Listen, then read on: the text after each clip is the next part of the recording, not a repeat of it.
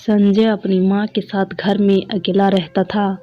उसकी उम्र 25 साल हो गई थी।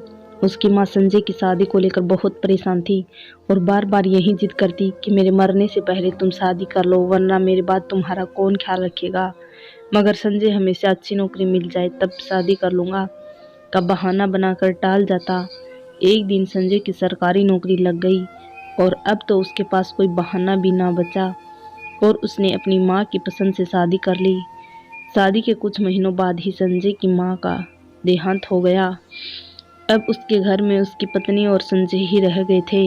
संजय सुबह ऑफिस चला जाता और शाम को ही घर लौटता और उसकी पत्नी दिन भर घर में अकेले ही रहती। कुछ महीनों के बाद संजय को ऐसा महसूस होने लगा कि अब उसकी पत्नी उससे पहले की तरह प्यार नहीं करती और ना उसका पहले की तरह ख्याल रखती है।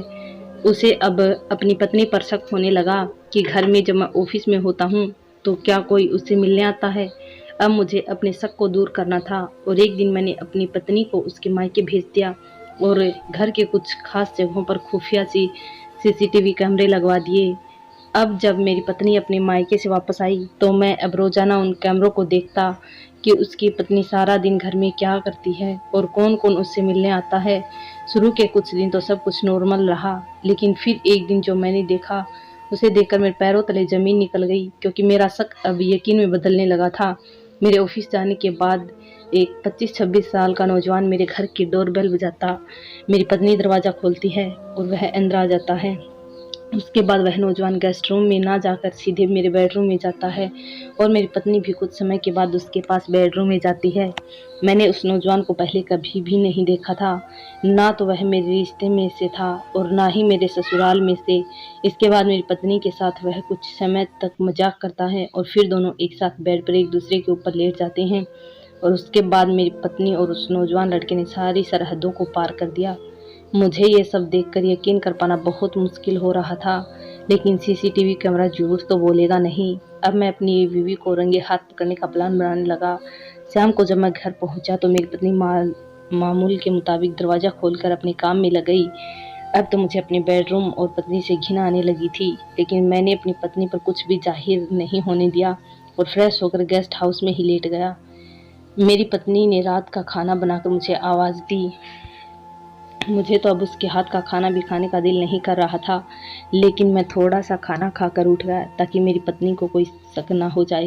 रात को मेरी पत्नी ने बेडरूम में सोने को कहा तो मैंने कहा कि तुम सो जाओ, मुझे कुछ बेचैनी हो रही तो यहीं गेस्ट रूम में सो जाऊंगा। इतना सुनकर मेरी पत्नी बेडरूम में सोने चली गई।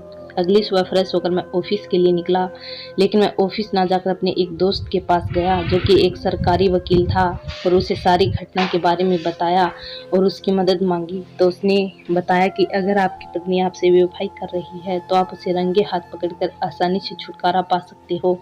उसके बाद उसने उस एरिया के लोकल पुलिस को इस बारे में खबर दी। अब 2 लेडीज पुलिस के साथ मेरी मदद करने को तैयार हो गई। मैंने अब सीसीटीवी कैमरा को अपने मोबाइल में भी इंस्टॉल कर लिया था और सब कुछ लाइव अपने मोबाइल में देख रहा था।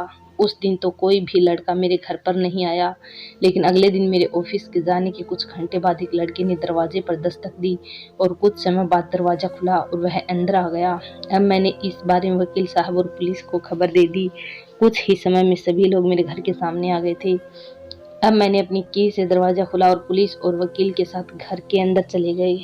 वह दोनों बेडरूम में आपस में इतने मगन थे कि उन्हें हमारे अंदर आने की भनक तक ना लगी। जब हम लोग बेडरूम में पहुंचे तो वहां की हालत देखकर हम सभी ने अपनी आंखों को नीचे कर लिया, क्योंकि वह दोनों निर्वस्त्र हालत में एक दूसरे के ऊपर थे।